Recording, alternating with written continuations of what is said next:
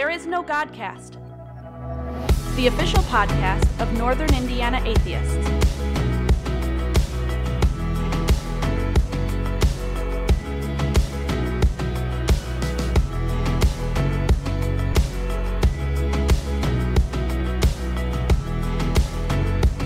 And now, here's your host, Noah Bush. What's up, all you non-believers? Welcome to There Is No Godcast. It's me, your host, Noah. Episode 3. Hey, I don't have, I guess I overlooked preparing some sort of catchy intro phrase for today. That's all I've got for you. Episode 3. Fun fact, though, 3 is my favorite number. It's my lucky number for a lot of reasons, none of which you probably care about at all. But I guess I could tell you real quick. Yeah, 3 has always been kind of my lucky number. I don't know why, or maybe not lucky, because I don't know that I necessarily really believe in luck. But I can tell you that, like, when I was a kid, so, you know, my last name is Bush. So when I was, like, in elementary school and stuff, it was always kind of a thing where you would have a number based on where you fall alphabetically in the attendance, you know. And because of where my last name sat in the roll, I was always near the top. But there would always be, like, you know, a couple kids ahead of me. There'd be like an Adams or a Burroughs or whatever, a couple names ahead of me that started with A or B. So I would almost always be number 3. So it kind of just became like a thing that I noticed as my schooling went on, that I was almost always number 3. And then when I started playing sports and things like that, like, you know, Parks and Rec soccer and baseball and things like that, I would always pick number 3 for my jersey number. And it kind of just became a thing. So the number 3 is almost always been my number. And this is episode 3, so this has been our fun little segment called What's Noah's Favorite Number, and it's probably the only time we'll ever need to do this segment, because that's it. It's number 3, so now you know. So what's up on today's episode? I'm glad you guys are here. I'm glad we made it to 3 episodes. That's 3 more episodes than, I don't know, 3 more episodes than none, so we're doing pretty good comparatively to most podcasts that don't even exist. So we've got that over them. Today, we're going to mostly focus on one thing. We did an Atheist Story Time. I recorded an interview a few days ago with my dear friend, Doug Furgason, so he's going to be on the show. And I'm not going to lie, that's going to basically take up the majority of the episode, because we had a really, really great conversation. Doug had a great story to share with me and to share with all of you. And we talked for a while, so it's really good stuff. I couldn't bring myself to cut any of it out, because it's all really good stuff, and I'm really looking forward to sharing it with all of you. So that's going to be the bulk of today's episode, is Atheist Story Time with Doug Furgason. But I did have a couple other things that I wanted to get to. I've been posting a lot of things on the Facebook page, which I hope any of you listening to the show are also following on the Facebook page. That's where the majority of the activity is in terms of content outside the actual podcast recordings. I've tried to make it a point, because I've been, you know, reading all these things about, like, how to make a successful podcast and how to grow your audience and how to, you know, maintain a following, and, you know, recording and releasing episodes on a consistent schedule was a big thing. But it also talked about being active on social media, you know, maintaining a steady and active presence where your listeners can see, you know, the show being active in between episodes. So I've tried to make it a really, really specific point to post something, anything, on at least the Facebook page every day. You know, whether it's an article or even just a meme or a random thought that I have. And there was one thing I shared the other day that I even remember mentioning in my comments to the post, that I was probably going to talk on a future episode of the show. So by the time you guys are hearing this post will have probably been, you know, weeks ago. But it really struck a chord with me. And I remember when I was originally posting the link, you know, sometimes when I post these articles, I'll write a few comments and something to kind of give a brief version of my opinion, sort of a mini off the cuff. But this one, it was hard to keep mini. So in a manner of speaking, so I wrote a few comments, and then I wrote a few more, and it kind of turned into one of those things where before I realized that I had written, you know, like 4 paragraphs worth of thoughts. And then I kind of stopped before I posted it. And I thought, well, if I have this much to say about this article, then maybe it's something I ought to save for the show. You know, that it would make a good off the cuff. So that's what we're going to do. We're going to do off the cuff. We're going to do our interview with Doug. And then we're going to do a listener question. I've been getting some questions from listeners. I've had one question that's sort of been sitting in my back pocket since the very first episode from a friend of mine who has sort of been following the progress of the show since before the show even started airing, because she's a friend. She's someone I know personally, and she had been, watching my Facebook videos, and she sent me a question. I don't even think she necessarily intended for it to be read or used on the air when she sent it. It was really just something for us to have a conversation about between her and I. But I asked her when I got the question, I was like, oh, this would make a really good talking point on the show for me. And I asked if she would mind if I used it on the show. And she's a very gracious, person. So she said, no, of course not. I don't mind. And I said, okay, well, cool. Well, I'll do that. And I said, it was kind of back in that stage where I was still really nervous about needing lots of material to fill, even a half an hour. And of course, as you've all found out, that's not been a problem.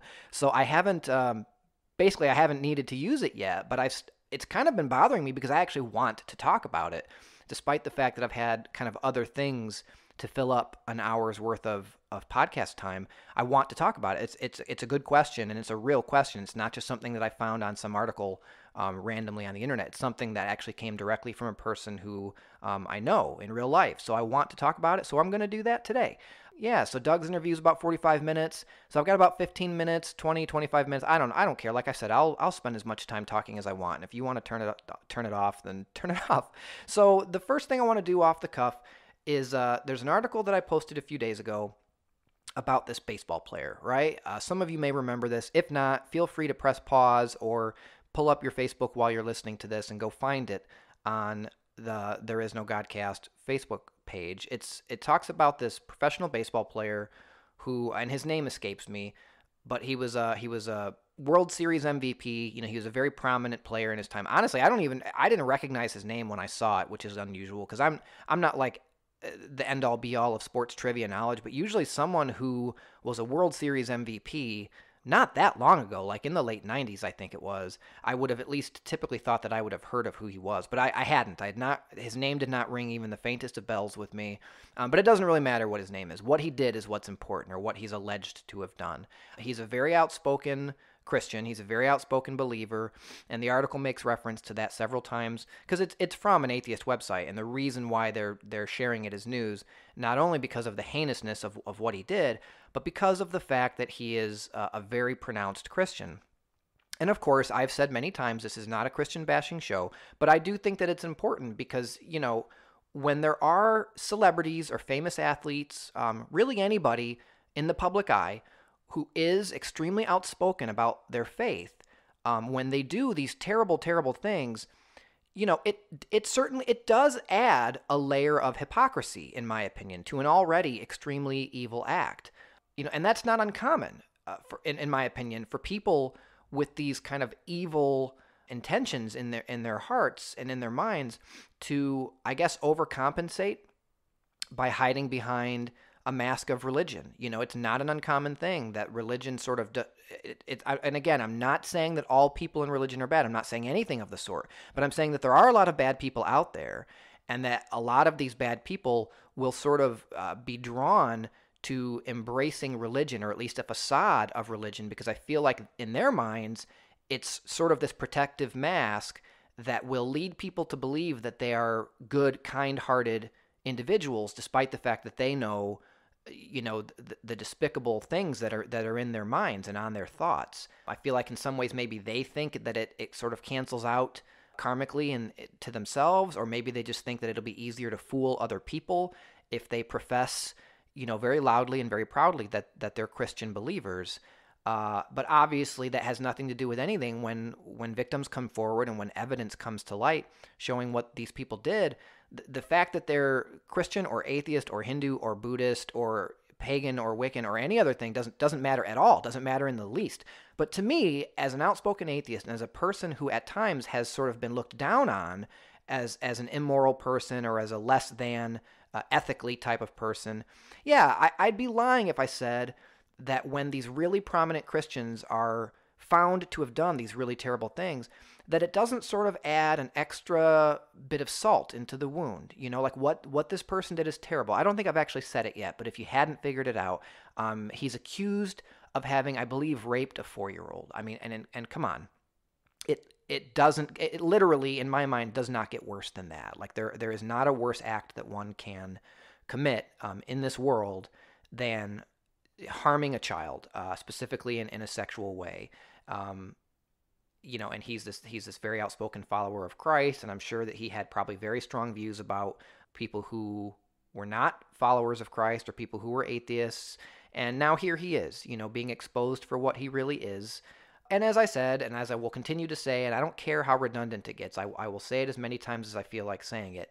The point is not that Christians are evil. That's not the point. The point is not that atheists are good. Neither is true. Neither is inherently false. The point is simply that religious faith and decency are not synonymous, nor is atheism and deviancy. Each of us ought to be judged by the content of our characters and the sum of our deeds. So, yeah, for the record, I feel that tenfold when prominent atheists are accused of doing similar things. Because I'm trying not to be hypocritical. I'm trying to be fair and objective. Because I feel like a fair counterpoint to what I'm saying right now would be for someone to say, well, Noah, what about when an outspoken atheist does something terrible? Yeah, it's just as awful. It's maybe even more awful for me just because it's like, man, you're a representative of us. You're a representative of our non-belief set.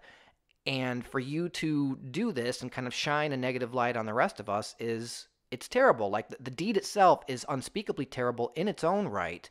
But yeah, no, it's not just me jumping on Christians who turn out to be evil people. I cannot stand it when atheists turn out to be terrible people. And because, as I keep saying, the whole point is that one's kindness or one's capacity to do evil, in my opinion, doesn't really necessarily have anything to do with whether one is religious or not religious. But I feel like whatever viewpoint one comes from, when one is found to have done really terrible things, there are going to be a lot of people who are going to point to that and say, see, he did something terrible and he's a Christian, and so Christians, or the opposite. See, he did something terrible and he's an atheist, so that means all atheists are, and the point should be we should not be typecasting anybody. We should all be judged based on the content of our characters. That's what I believe, and that's part of why I'm doing this show, to show people that, hey, this guy's an atheist and he's actually just a pretty regular guy. But yeah, that article really struck a chord with me. And, there are like Lawrence Krauss comes to mind. He's been accused of doing some pretty terrible things. I believe Neil deGrasse Tyson very recently has been accused of some pretty rough stuff. And I completely condemn it all. I condemn all of it. I don't recall whether or not they've been charged or convicted of anything. And even this baseball player, I don't think he's actually been convicted yet. And that's important. It seems, when charges this high profile come about, it's rare that someone is completely innocent. So, but again, innocent until proven guilty, and that's how it ought to be in our legal system. So when it comes to this baseball player, when it comes to people like Lawrence Krauss, Neil deGrasse Tyson, if they did the things that they are accused of having done, shame on them. Shame on them, regardless of whether they're atheists or Christians or anything in between. But it does grab my attention because I feel like the presumption tends to be more on the side of Christians being good and atheists being bad, so, which again, neither should necessarily be viewed as inherently true at all. But atheists don't profess themselves to be inherently good. Atheists just say, we don't believe in your God and we're just going to live our lives. I do feel like that there are a lot of Christians who believe that the opposite is true. That they do tend to think, well, because I'm a follower of Christ, that makes me a good person. That makes me a better person than you are as someone who doesn't believe in Christ. So as I said, the acts are despicable on their own merits, but I do feel like when outspoken believers, people who are very loud and very proud about saying, yeah, if you don't believe in Christ, you can't be a good person. You can't be saved. You can't be, successful in life morally. I do feel like there's an added layer of hypocrisy, and my heart goes out to the victim in this case. I hope it's only one. And goodness, I hope that whatever happens to this baseball player, and I almost don't even want to put in any more effort to go back and look up his name because he's not really worthy of having his name spoken on this show or any other show.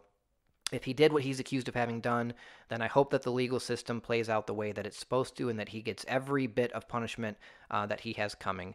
And that's what I've got for you today on Off the Cuff. We're going to take a quick break to listen to a word from our sponsor. And we'll be right back with our interview with Doug Furgason. I do want to say also, before I cut to the sponsor, I forgot, Yeah, the audio on my end for the interview is not great. I'm not sure why, frankly. I did a couple mic tests today before I started recording this segment, and it sounds fine. It sounds normal and a lot better. I don't know what the deal was when I was recording with Doug. I don't know if my posture was weird or the mic was a little too far away from me, but there's a really kind of weird cavernous effect from my audio, and it doesn't sound great, which I was pretty bummed about on my end.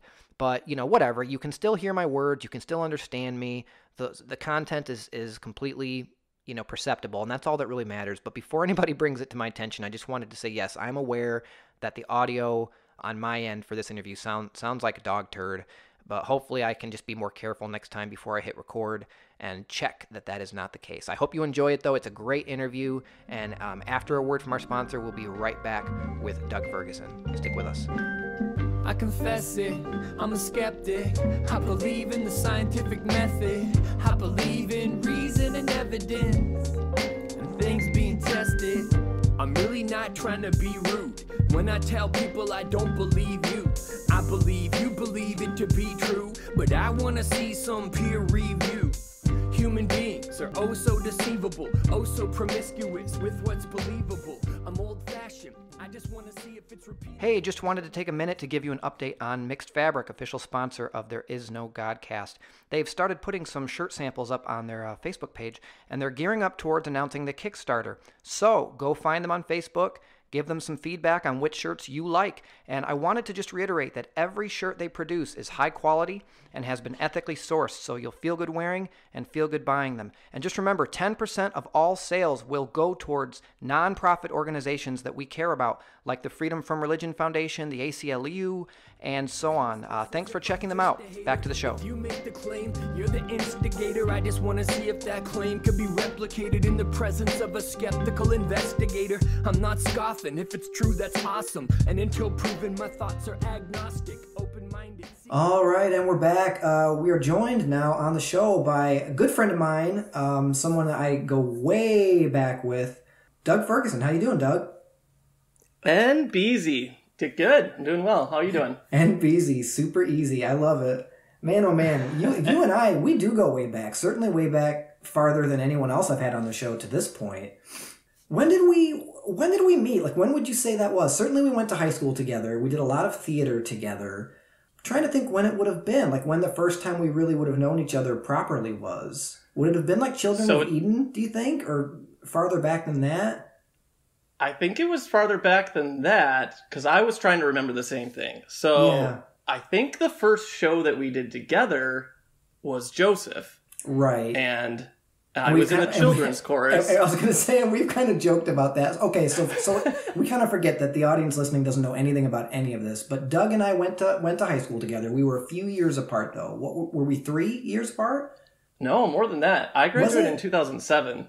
Okay, and I was 2003, so we were 4 years apart. So yeah. And my senior year, I was Joseph in the show Joseph, which there's no shortage of irony over the fact that we're sitting here on my Atheist podcast talking about having been in Children of Eden and Joseph in the Amazing Technicolor Dreamcoat together. Yes. But I was Joseph, and you. Like, it was kind of like the shame of your existence. It's always been the joke that we've had in our friendship that you were in the children's chorus and I was, but you were just barely not old enough to be in the main cast, but I don't. Yeah. So that show actually, so if you graduated in 2003, right. You were a senior when I was in 8th grade, because that was the year that the 8th graders did shows with, or the middle school did shows with the high school. Right. So we did To Kill a Mockingbird, and we did Joseph, and I think we did Annie too. That's right. Yeah, because you were in To Kill a Mockingbird. Maybe it just feels like we went to high school together because while I was in high school, we still spent a lot of time together. Because theater is kind of a very inclusive community.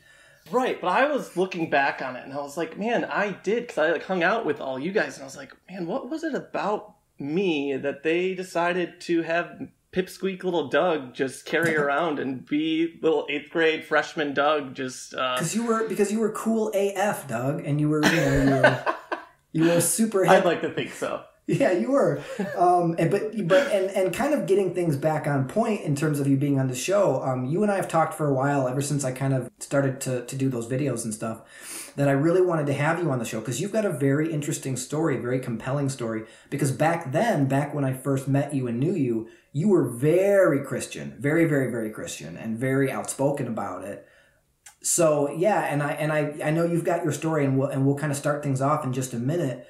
But yeah, I mean, we were good friends. We kind of ran in the same circle, and I think after I graduated, because it definitely was Children of Eden, which I was in college at that point. I think, were you still in high school then when we did Children of Eden? Yes. Yep, so, but I was. That's the show where we really became like friends, like for real, good friends. Like we had the whole poker thing going on. Back then, poker was like super popular, and we had like this whole little clique within the cast of this show. There was maybe 7 to 10 of us in this cast of like maybe like 60 or 70 kids. And yeah, definitely enough to have some good poker games. Like, hell yeah. It's so hard to find 7 people now to play poker. I know, for the right? days when you could just like get a nice group. Yeah. It sucks. Yeah. But back then, man, the world was our oyster, and we didn't even realize it. Like we had, man, we had it good back then. Like we were the cool kids in the show. Like basically every night after rehearsal, we'd all go hang out at my parents' house down in my parents' basement, which is so cliche. I can't even hardly stand myself right now. And we'd play poker and like eat Taco Bell. Yep. The good old days. Those were the good old. And I remember one time, like 2 girls kissed, and it like made our brains explode. That was how rad we were back then. We were very wholesome. There was never any drinking, really. There was never any drink because I didn't even drink back then. I didn't have my first drink until I was 23. For a group of older high schoolers and stuff, we were a pretty wholesome little group in that little poker clique and everything else. We thought we were just like we thought we were like absolutely God's gift to awesomeness. Well, yeah, that's like kind of my theme of growing up is that I thought I was God's gift to awesomeness. So don't ruin the whole story. Well, birds of a feather, Douglas. They do in fact flock together. So this makes a lot of sense. Yes. But yeah, so Doug and we've been close, ever since. I mean, obviously our lives took us in very different directions geographically and professionally, but we've always remained very close. We're both completely obsessed with fantasy football. So you've been in my fantasy football league for a long, long time, and that's always been kind of a hobby that that's kept the core group of us in communication. But you have been on a very interesting journey, religiously, philosophically, and over the years, it's been great to just kind of watch. I'm not that much older than you, and really, the older we get, the closer in age we are, if that makes sense. You know what I mean? Because like a 16-year-old is very different than a 12-year-old, but like a 33-year-old is not that much different than a 29-year-old. So like the older we get, and so like I remember over the years, especially once I was in college and kind of getting removed from college, that I was able to sort of bear witness through things like Facebook and things like that to this kind of journey you've been on. But I wanted to have you on the show so you could tell the story yourself, because it's a very relevant story for the topic matter of this show, for Atheist Story Time today. So without further ado, if you're ready, Doug, the floor is yours. You can start wherever you want, take as long as you need. I think the people are going to enjoy hearing what you have to say. Awesome. I'm so excited for story time. So yeah, I guess just to kind of start out and kind of where I'm going with this journey too, and a lot of it I've been realizing even more recently of drawing together the lines and kind of relating it is, first, I want to identify myself as a gay man. I've come out relatively recently, but I do see a lot of parallels between coming out as gay and being atheist, and just in general, what I'd like to kind of term as these silent diversities, right? So the default, especially in our American culture, is that you are straight. The default is that you are Christian, for the most part. And then there's other, silent diversities that everyone has that someone would assume otherwise, that requires, kind of these coming out phases or things like that. Right, if you don't say otherwise, it's expected that you're straight, it's expected that you're Christian, and so on and so forth. Like, those are just the default expectations in our society. Definitely. Yeah, so a lot of it, I think, and you spoke to it earlier too, is having that visibility, right? So I want to be a good representation of these things so that I'm, certain groups that I represent aren't viewed in a poor light. Right. So I think it's important to be out and visible, to hopefully be a good representation of the things, that I represent and the things that I am. So I just kind of wanted to frame my story that way. So sometimes you might hear me talking about how I'm coming out as gay, but, there's a lot of parallels between the two. And I'll obviously speak to my religious backgrounds as well. So I guess from the beginning, growing up in Tecumseh, so for those of you who don't know, I did a little bit of research. Tecumseh is 5.65 square miles, so it's pretty small. 8,500 people, and 96% of that is white. So it is a very much accustomed to groupthink, Sure. I mean, growing up in that, you don't, I didn't think about it actively growing up, but until you really get outside of that, you realize how much, of one specific culture that you're being surrounded by most of the time. Sure, it's pretty lacking in diversity. Now, let me ask you, are those statistics that I certainly don't doubt any of those numbers. Are those current statistics in terms of like the most recent? I think I pulled that from the last census. It was on Wikipedia, so I think it was what was the last census? Sure. Like 2000... And I guess the reason I ask and the reason why it's relevant is because you and I are talking about, if that's the most recently available information, and that's today, you can only imagine that things were even less diverse 10, 15, 20 years ago when you and I were growing up in this relatively small, Midwestern city. So anyway, go ahead. Exactly. And I, in that 5.6 square miles... You think about it, and there's a lot of churches packed into that 5.6 square miles. I mean, it is a pretty predominant culture. Yeah. Just growing up there, that's what everybody does, and that's kind of framed it. So my parents, they are Christian. They identify as Christian, I should say. I don't think they've gone to church in the past, few years. But if you were to ask them, they're the type of believers that you've described before that would say that they're Christian. Sure, casual Christians. Casual Christians. And, say prayer before holiday meals and things like that. My dad does. And, but I think that they're very much accustomed to that culture too. That's what they grew up in. And they didn't go to college. They have no desire to leave the country. I love my parents dearly, and I don't want to speak any ill of them by any means, of course, because they're very loving parents and everything like that. But they are a victim of their own culture and things like that too. So I guess that was kind of growing up. They're products of the cultures that they were raised in. Exactly. And so to some degree, it's, it's understandable to some extent. Right. So growing up, I was always active in the church. And I think in high school, I really started becoming more actively engaged. And I always just had this mindset, because this is all I knew at the time, of that I needed to have the traditional, and I'm using air quotes, traditional family and traditional values, and that I would grow up, I would have a career, and I would have a wife and kids, and I would be successful if I had a good career and had a good family life. Right, if you fit that mold. Yeah, exactly, because that was the mold. That was the mold of everyone that I saw. Everyone that I knew, extended family, friends.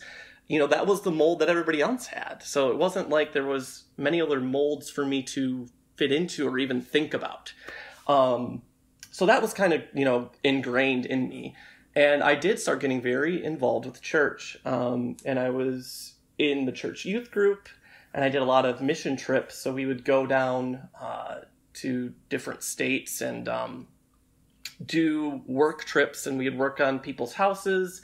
And it was really rewarding, these people that didn't have the means to repair their roof or repair their porches, and we would come into their cities, and it'd be a large group of people across the country, and be able to work on their houses. And that was, a really rewarding feeling of being able to help these people. And kind of with what you spoke to earlier, there's a lot of really good things about religion, Christianity or otherwise, that promotes, you know, that fellowship and that community service kind of things. And so I was getting that out of it, you know. Sure, that sense of community and belonging and kindness. There's a lot of kindness in modern day Christian churches, for sure. Exactly. And so then it was also a source of, you know, having friends and social outlets to use, among the other things that I was doing, like musical theater and choir and such. But yeah, so I was very obedient. You know, and listening to your story, Noah, I really liked your defiant nature, you know, and you were like, no, I'm not going to do this. But I was kind of the opposite. I just took what was told of me and I ran with it. And I just was a very obedient. I never really challenged much. I lived by the rules, and in high school, you know, I was a really good student, and I had 3 morals I was going to live by.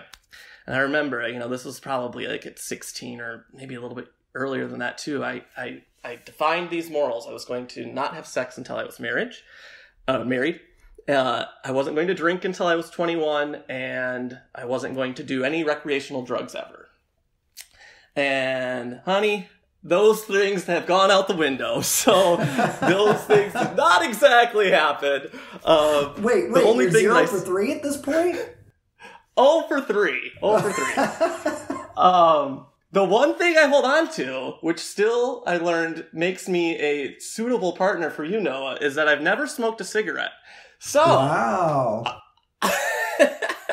I gotta hold on to something at least, right? Sure. So that's the one thing that I hold on to. That's a win. And the one thing that when I'm playing Never Have I Ever that I can hold on to, that I don't immediately get out within like the first 10 rounds, because that game always just completely, I lose that every time.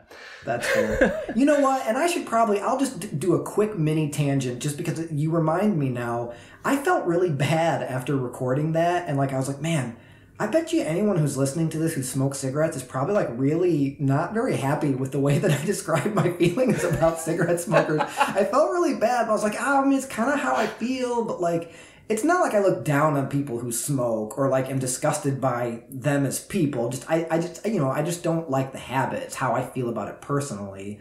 And I certainly didn't really want to have it be a part of a relationship that I was going to have. It was going to be a long-term relationship, that I was like, well, I don't know. I feel like I'm kind of just trying to dig my way out of this hole now because I don't want anyone who listens to the show who smokes cigarettes to hate my guts or think that I hate their guts. So anyway, cigarette smokers, that's fine. You do you, dog, and maybe don't smoke in the car while I'm in the car, and otherwise we'll be fine. And I'll be polite, I promise. So anyway, Doug, I'm so sorry for interrupting you.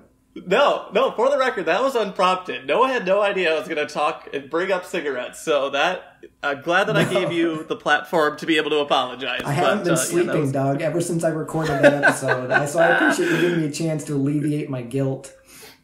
You're welcome.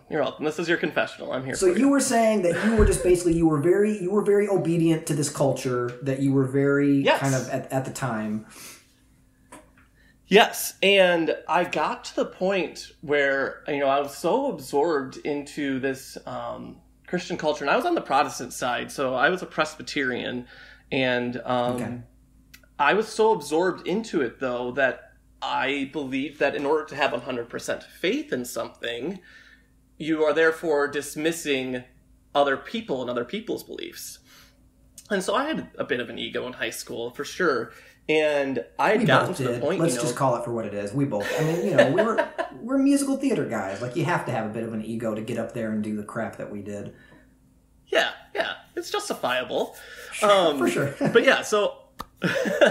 I was to the point where I was 100% sure that my belief system was the correct belief system, so much so that I dismissed anybody else. And if you didn't believe what I was believing, then you were wrong. And I felt that you should believe what I believe. And so that's kind of, where I was at until I went to college.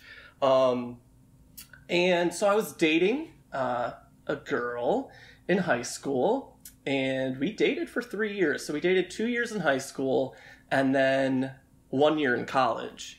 Right. And looking back on it, she was much more on the liberal side of things and much more open-minded, not very religious. She kind of tried it out a little bit for me because she knew that I was. But looking back on it, she was kind of like a nice guiding light, I guess, for lack of better words, in terms of opening my mind to different things. For sure. And obviously, knowing you as long as I have, like, I know who you're talking about. And we're obviously not going to identify these people by name on the show. But I can definitely speak to the fact that this is all true. She's a lovely girl. And yeah, I can imagine that she would have been a really good, I guess, influence on your development in that way. Yeah, and I didn't realize it at the time. Sure. It was more of a form of tension, that we didn't have these differing beliefs. But looking back on it, it was probably the best thing that could have happened for me in the development of me as a person. I wonder where I would be without that kind of influence in my life. So it is very great that I had that experience. Right. And so going into college, I wanted to go to a big university. I wanted to get out of Tecumseh. And I kind of wanted to follow my girlfriend at the time as well. So I ended up going to Michigan State. Go Sparty. And yes, go Green. So there was more than 340 people of other ethnicities there. It wasn't 96% white. I was surrounded by different people. I was like, wow, this is weird. Not everyone's Christian and white here. So I was starting to mature a little bit. I think it did take me until freshman year of college to really mature. But I remember it was second semester of my freshman year, and I was in a social sciences class, and this was a really pivotal moment for me. So I was in this social sciences class, and my professor, and I'm pretty sure this was like even before professors used PowerPoint. So he was using a projector and writing on a glass screen with a dry erase marker. Which is crazy to think about now. Like, I don't think that happens anymore, does it? I certainly hope not. I mean, probably not at Michigan State. I would really hope. Yes, I mean, I was in this big lecture hall, and he drew a pie chart, right? So he drew this large pie chart on the projector, and he said, this represents all the belief systems within the world. And he was trying to talk about how there's multiple different belief systems and religions and things. And so he's like, let's just, for the sake of argument, agree that, we're all born into this world. We don't really know why we're here. And then we all kind of form our belief system. So on a very simplistic level.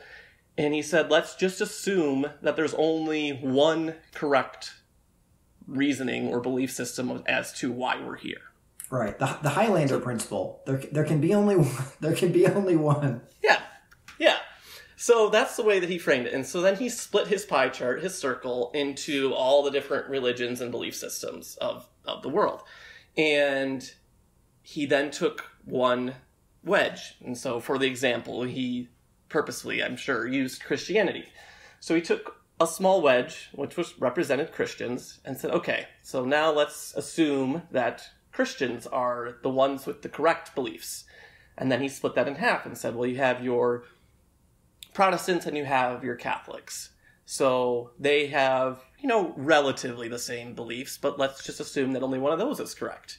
So Right. Then he took the Protestant wedge and he split that into Lutherans and Baptists and Presbyterians and all the other, different groups within Protestants. And so he said, let's assume only one of that is correct. And from there he said, now let's think about any religion in its, purest form. It has a set of guidelines or things that you need to follow in order to be a true representation of that belief system. And so he said, he took a really small percentage. He said, how many people of a specific religion, actually follow that religion to the way that it was meant to be taught or the way that it was meant to be followed? And I was just sitting there, and so he pulls out, this really small piece of another really small piece. And I was looking at that, and I looked around, and, like you, I like to think that I'm a pretty smart, intellectual person.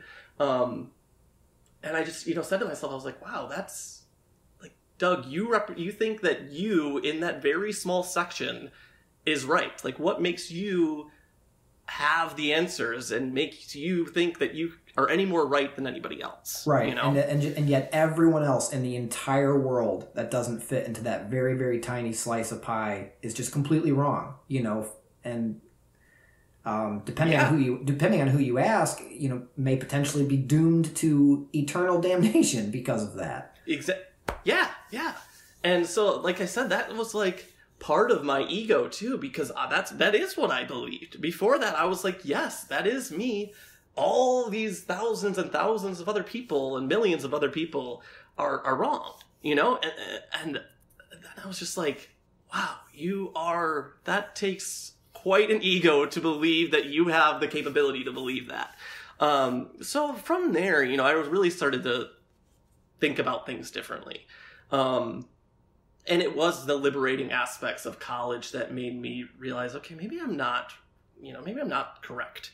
And maybe, you know, there are other belief systems that could be true. And it shouldn't be me just assuming that I'm the correct one. And I got to know more people and different backgrounds and things like that. And that summer, my girlfriend broke up with me, which was good in the long run, because then I could, you know, explore new people, make new friends, and kind of get out of my comfort zone that I was so used to as well. So yeah, that was my like really epiphany moment, was in college, of realizing, okay, my upbringing maybe not is, you know, what is the truest form and what I should be believing in. So that was when it kind of first started for me. Right. So where did things go from there? Like, once you had kind of made up your mind, you know, over these kind of college, you know, years, like where did the journey take you next? Like, in terms of like, because obviously you're very out now. You're very out of the closet as a gay man. You're very out of the closet as a publicly declared atheist. Like, how did those things come about? Yes. So at this time, and in college, I was still straight in my mind. And the few years after college, I went through some struggling times, and I don't think that I really knew myself very well. And looking back on it, I can tell that I was kind of lost, and there really wasn't much progression directly after college. So there was like probably about 4 or 5 years there. Well, I guess I graduated when I was like 22, so I guess it was really only like 3 years, because I came out at 25. Mm-hmm. So in those 3 years after college, you know, I was still trying to date girls, and I just still believed that I was straight. I really did. And that's kind of the interesting thing here. So I don't ever really believe that I was in the closet very long, or at least I wasn't conscious of it. So I do believe that I was born gay, and that, you know, just like you said earlier too, that we were all born atheists until we, you know, other things are influences on us. I never really thought about it that way, but that's true too. Right. So at the age of 25, you know, I was trying to date girls, and I just bought a new house, and I just kind of started a new job. And so I was at kind of a pivotal point in my career too, or in my life rather, especially at the age of 25. It was kind of a monumental, just kind of life experiences and stuff. And I was just looking at my life, and to be frank, you know, there was more instances of, to keep it PG, I was viewing more male-on-male visualizations than male-on-female visualizations. Right. But, you know, I kind of subdued that a little bit. You know, I wasn't still actively thinking like, okay, these are signs, you know, that you should be making yourself aware of. And was that startling to you when you started to realize that you were having those types of visualizations? Because, like you said, you didn't really consider yourself to be a closeted person. It's just kind of something that, I mean, you could certainly understand that with the way that most people are raised, especially people like you and I, you know, I mean, we are very privileged people, you know, and we were raised in very privileged circumstances as, you know, white, Christian, male, heterosexual, you know, like that is overwhelmingly what culture tells us that people like you and I are supposed to be. And so I can imagine that even through college, even as you're going through this sort of religious awakening, that still, like, being heterosexual was just part of your identity. You know, it was part of your identity from the moment you were born. Your parents, even though I'm sure they're very lovely people, they just always assumed and expected that you would be straight and that you would meet a girl, you know, and have kids someday and grandkids for them and things like that. Exactly. And that's what my mindset was too. I never allowed for the possibility of it to be anything otherwise. But then it all kind of started to come together, and it all kind of came together at once. It wasn't like there was probably a little bit of, you know, gradual effects, but really I remember being in my room in my new house, which I basically only had my bed in my bedroom at that point. You know, I was painting the walls and it was a pretty empty house, but I remember just sitting there and I said it out loud. I said, "Doug, you're gay." And from that point on, I was like, wow, that makes a lot of sense. Like, it was a great, like, moment. I was like, wow, this is great. Like, the skies parted and this huge rainbow came about and there was, like, unicorns prancing all over, and it was just wonderful, you know? I was like, wow, I can be as fabulous as I want now. Like, I can go drink my frozen margaritas and I can drink strawberry milkshakes, and, like, that all makes sense now. Sure. I think those things are delicious too, just for the record, as a perfectly comfortable heterosexual man. I don't know. What does that say about me? I don't know. But I remember when you first posted and came out of the closet, I was just like, oh, good for you. And it's not like it was one of those things where I was like, oh, I knew it all along. I didn't. I had no idea, you know, because really someone's sexual preference and you know, what gender someone is sexually attracted to has nothing to do really with their personality and who they are. So like when you wrote it, I was just like, good for you. I was so proud. I was so proud to be your friend. I'm still so proud to be your friend, because I remember those high school years, you know, where you were very, I don't know about outspokenly critical about homosexuality and about atheism, but certainly when the topic came up, you were never one to shy away from saying, no, that's not okay. You know, like, homosexuality is a sin and the Bible says it's a sin. And so that, you know, I'm not okay with it. Yeah, no, it's true. And like, you think about how, like, going back, like, if my previous self could see my future self, you know, like, how shocking that would have been to 16-year-old Doug to see where 29-year-old Doug is. And I really hope that 16-year-old Doug says, wow, you know, he's doing well for, like, that is, you know, I hope that he would have that. I don't know if I would have had enough. good for him, Dwayne. I mean, but, right, you know, right. And in your defense, like, you were one of the good ones, even then. You know, like, when it comes to Christians who really do still, to this day, cling to the idea that there is something inherently wrong with homosexuality, which obviously there isn't. But, like, you were never a hateful person. You know, like, you were always one of those people who I think it just kind of seemed like you were spouting the party line. You know, and I think there are a lot of people who still do that. They're like, yeah, you know, the Bible says it's wrong, and so I think it's wrong. But, like, you were never, like, mean about it. Obviously, you were in theater, and you were very deeply ingrained in that culture. And there's some truth to it. Like, there are a lot of gay people that are involved in theater. And I don't ever remember getting the impression of you that you thought less of them, you know, but you would, whenever it came up, you would just be like, no, it's not right, and I don't agree, and I think it should be a man and a woman, and that's kind of how it is. And I was like, oh, okay, well, hey, you do you, dog. So. Right. And yeah, to your credit too, you had your beliefs, and you weren't very, you know, I think there was good dialogue between us, even though we had differing views. But looking back, and I think I've told you this too, Noah, that you were a very, you know, positive influence on me. And I don't think I realized it at the time. But just knowing that you had these differing points, and I think that you know, that did get ingrained into my mind, that there were these alternate viewpoints and things. So I do think that it was a really good influence, whether I was consciously aware of it or not. I think you had a really good positive influence on me growing up as well, and kind of that, you know, role model kind of role. Even if I didn't know it at the time or really observe it at the time, I do think that you've helped shape my ideas, and you certainly helped shape my ideas in terms of being atheist and being more out about being a proud atheist as well. And so that, I really thank you for it. And then, you know, through your videos and everything else, it really got me to think more about the parallels, like I said earlier, between the two, and how important it is to be more visual and loud about those things. So I guess, there's still in our culture, I get, people saying, well, why do you need to have gay pride parades? And well, you have the same equal rights as heterosexuals now. We gave you the right to be married. So what else do you guys need, or what else do you guys want? And it's just so important. And I think that kind of brings me to my next point, is this tolerance scale. So we have this appreciating differences class at work, which I'm very thankful for. I wish it was a mandatory course for everyone. I work in the automotive industry, and that in itself is a somewhat toxic environment. Oh, sure. Especially when you're working. Especially in Greater Detroit. I mean, that's like that's the cradle of the automotive industry for sure. Yeah, and so right now I'm actually working in Toledo, and I am in this trailer, this modular trailer, in the parking lot, because we're on this launch team for a new vehicle.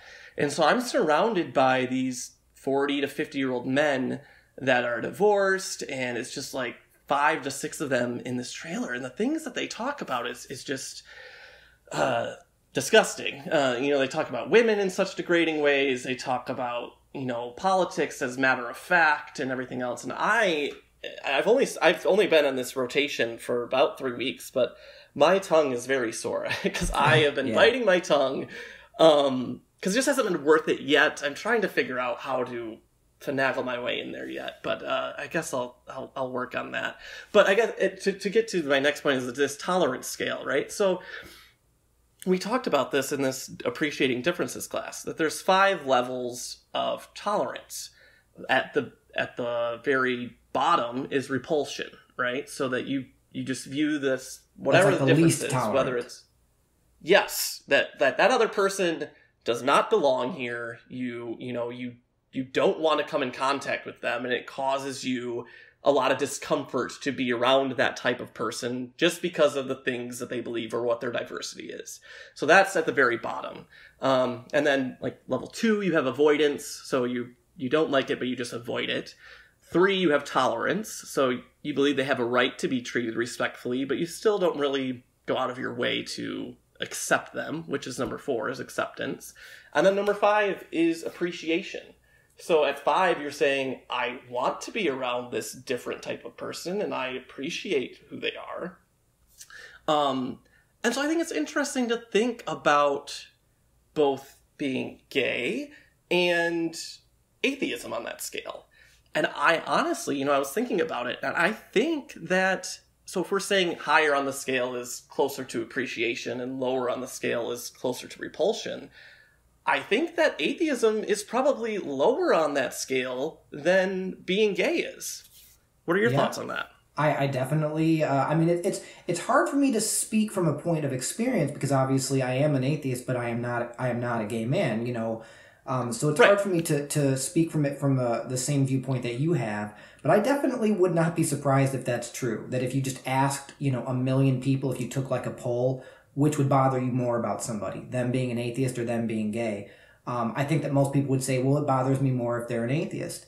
And I think that probably speaks to, and I think I mentioned this maybe even I think it was in the first episode, that I talked about how far tolerance of different sexual viewpoints has come, or, in the last even just 20 or 30 years, whether it's homosexuality or bisexuality or transgender or questioning, like the whole LGBTQ spectrum.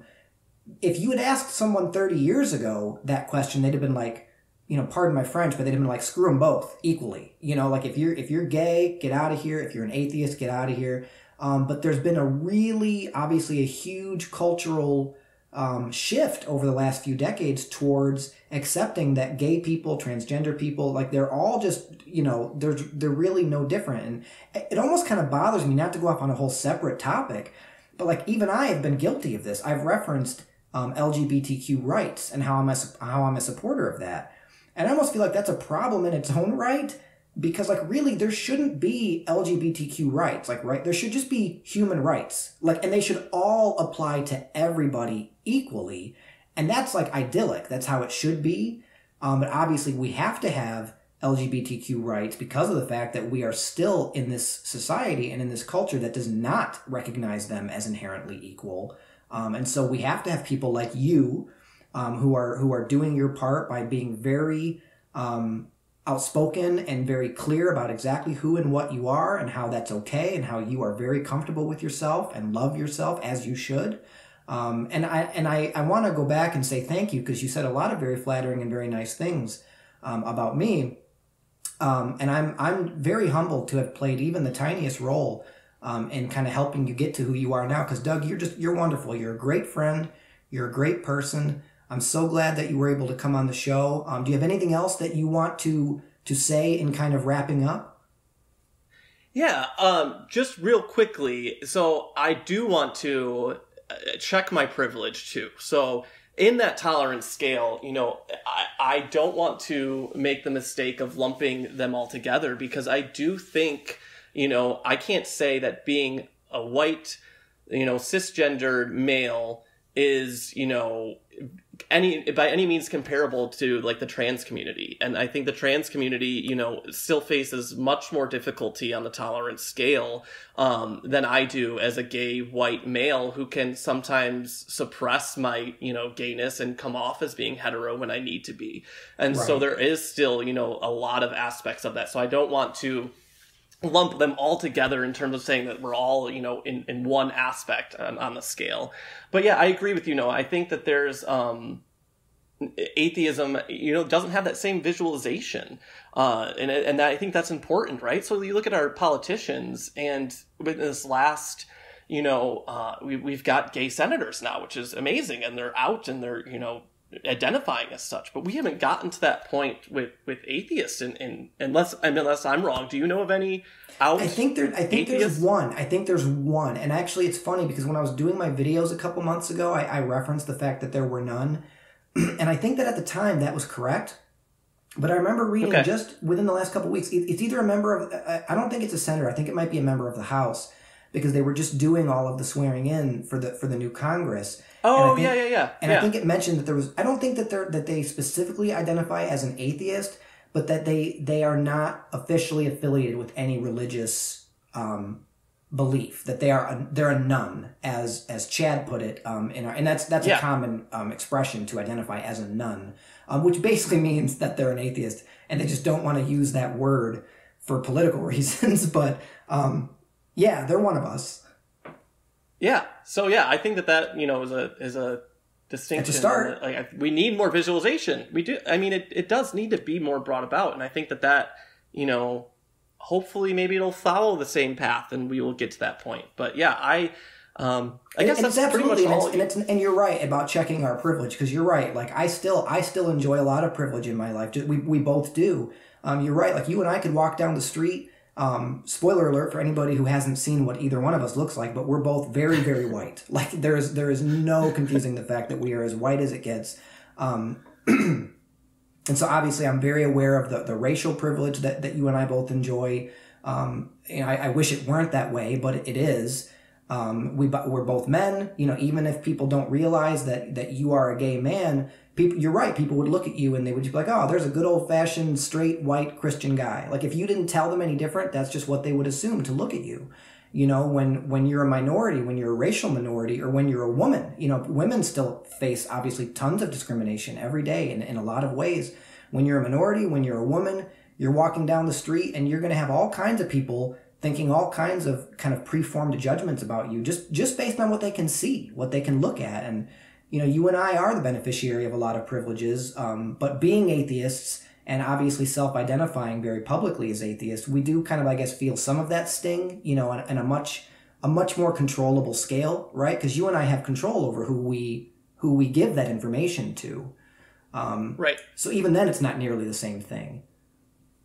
Yeah, so I think both, have their own struggles, and not to say that it's, but going back to the visible diversity versus the, hidden diversities or the silent diversities that you don't see or don't know about, which requires these coming outs. But they each have their own struggles, and it's not to say one is, any more severe or different than the other. But yeah, so they each have their kind of own struggles, and that kind of brings it full circle back to that, kind of how I started with talking about what those silent diversities are that different people have, and that we just need to accept and not make assumptions about who someone is. Right, exactly. And religion has a lot to do with kind of keeping those viewpoints perpetuated. That like a religion does have, like, regardless of what anyone wants to say, and I've been very clear that I don't want this to be a religion bashing show, and it's not. But there is a lot of truth to the notion that religion is responsible for a lot of the toxic masculinity, in the world, in terms of the way that women are looked down upon as less than equal. Modern religion, in terms of like your extremist people on the right, and a lot of the racism that is still kind of roaring back to life over the last, certainly over this presidency. Like religion is not to be blamed for all of the world's woes, that's to be sure, but it definitely in some ways contributes to some of these problems. So I'm glad that there's people like you out there who are setting a good example for atheism, and for setting a good example for the fact that being gay has nothing to do with whether or not you're a good person. And it doesn't mean you're going to hell, because we don't believe in a hell, but yeah. I'm running out of steam. I'm like, yeah, this is good. This is good. This is good. This is good. And now I'm like, this is real good. Yeah. No, yeah, I think that we've done a good job if I'm starting to run out of stuff to say.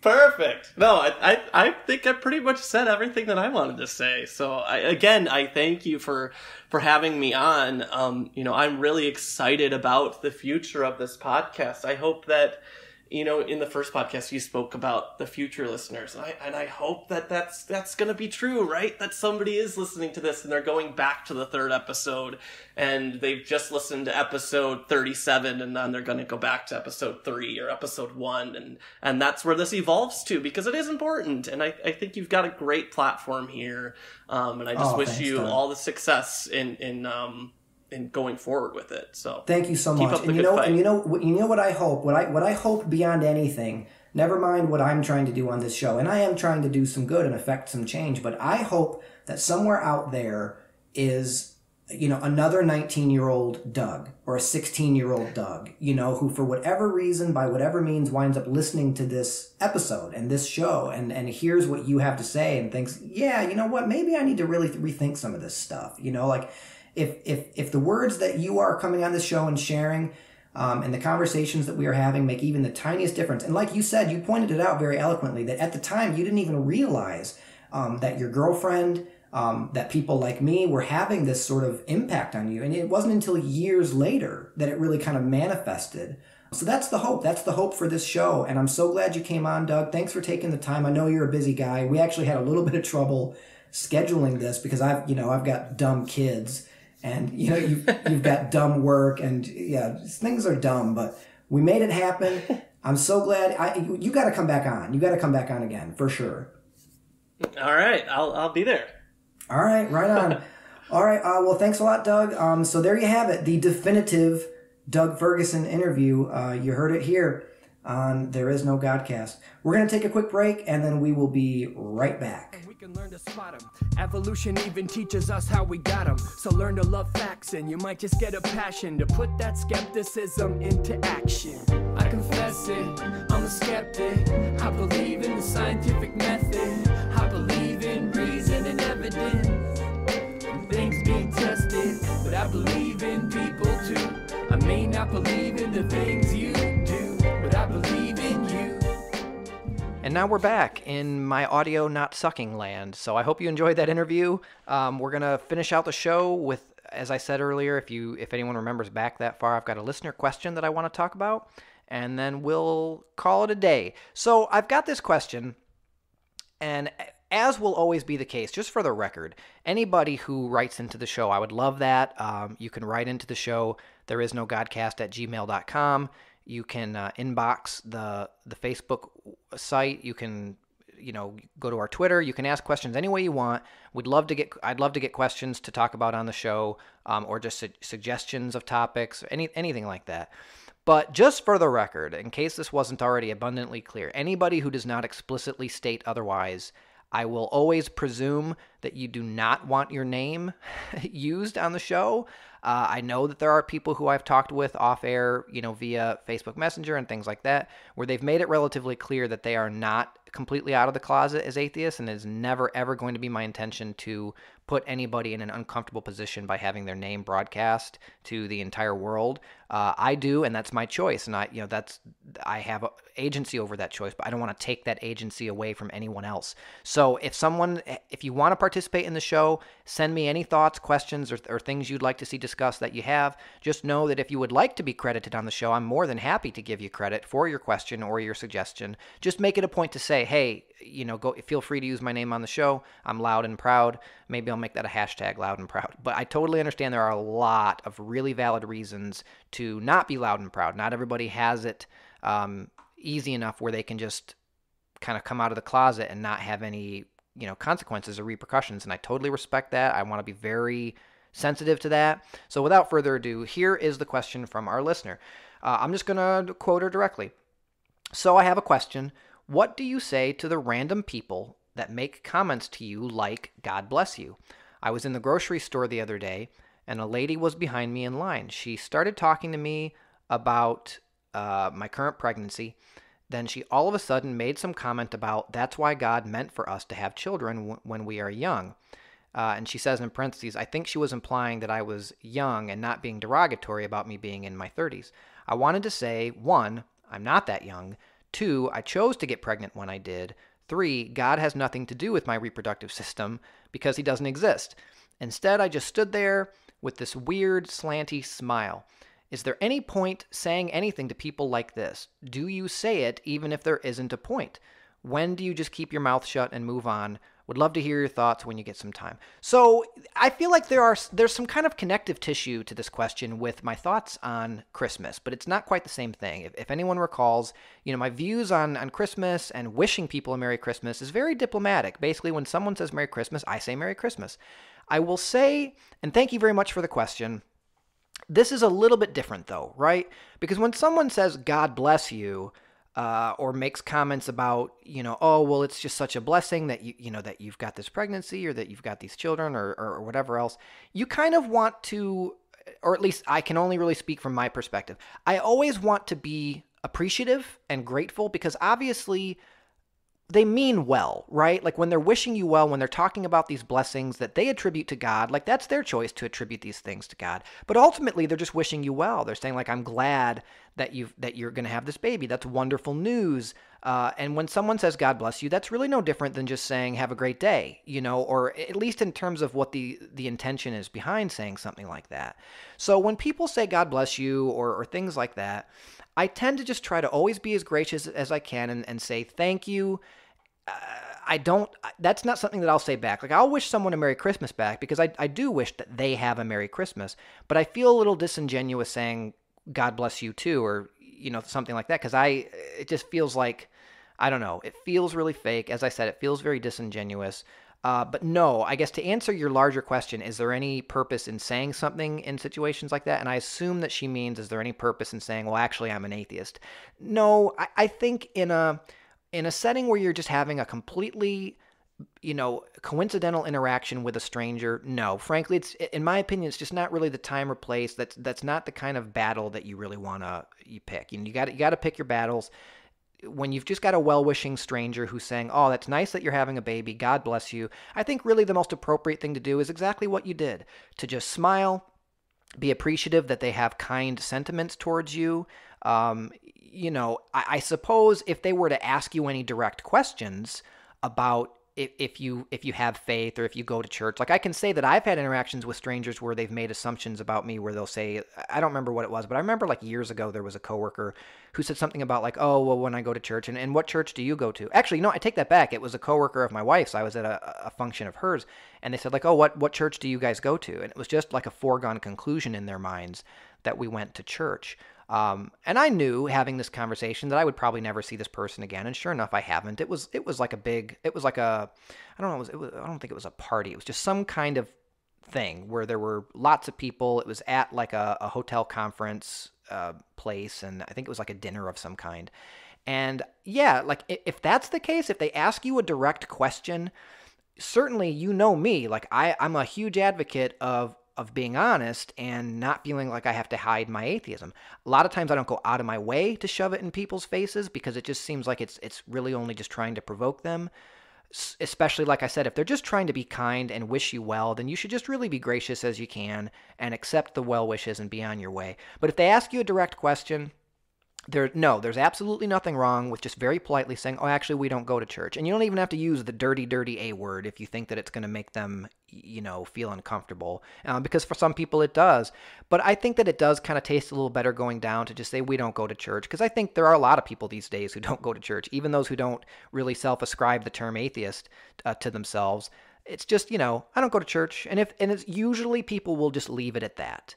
They kind of know better than to press it. I think I can only remember a handful of times in my life where anyone has pressed it as a stranger, because I think they know they don't really have the social clout with you as a stranger to be entitled to push it much further. But if they do, then yeah, game on, and then feel free to kind of let them have it, not in a mean or an aggressive way, but just to be like, well, actually, I'm an atheist. I don't share your beliefs, and I don't really feel like I have to defend them to you because I don't even know you. So I hope that answers your question. I really appreciate you sending it in. That's, in a nutshell, when someone says God bless you, just kind of smile and say thank you. I guess that's really the simplest way to go. And as far as your baby, hopefully everything is going well with that. I don't want to air too much of your personal situation on the show, but I know that she has had her baby. And so congratulations, and thank you so much for being a supporter of this show. And that is all we've got for you guys today.